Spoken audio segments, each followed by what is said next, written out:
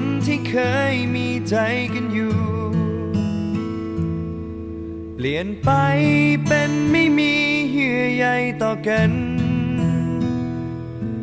อยากลืมทุกสิ่งลบล้างเรื่องหวานหากเราไม่เห็นกันคงลืมกันได้หนักใจตรงที่ความจำเป็นบางอย่างกดดันทำให้เราเจอกันต่อไปยิ่งเจอใจยิ่งเจ็บมันทรมานเกินไปห่างกันไปให้ไกล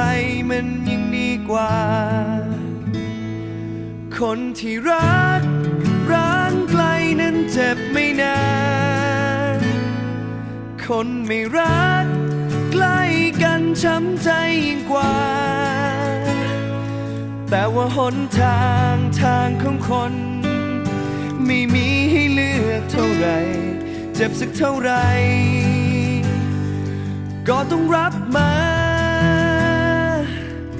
อีกนานเท่าไรมันจึงจะจบไปให้ไกลกันสุดตาอยากมี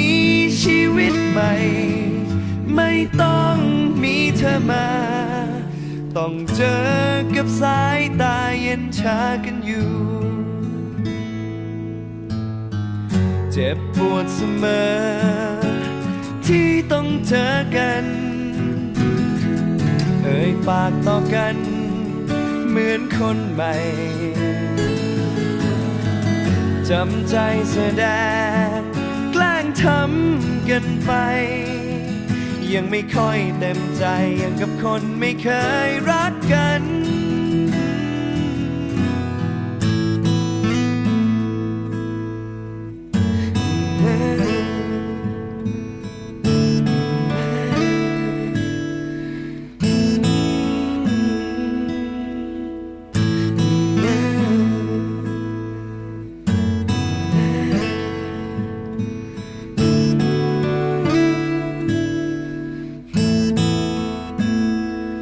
คนที่รัก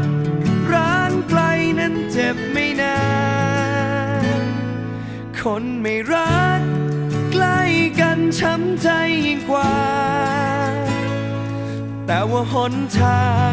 งของคนไม่มีให้เลือกเท่าไรเจ็บสักเท่าไรก็ต้องรับมา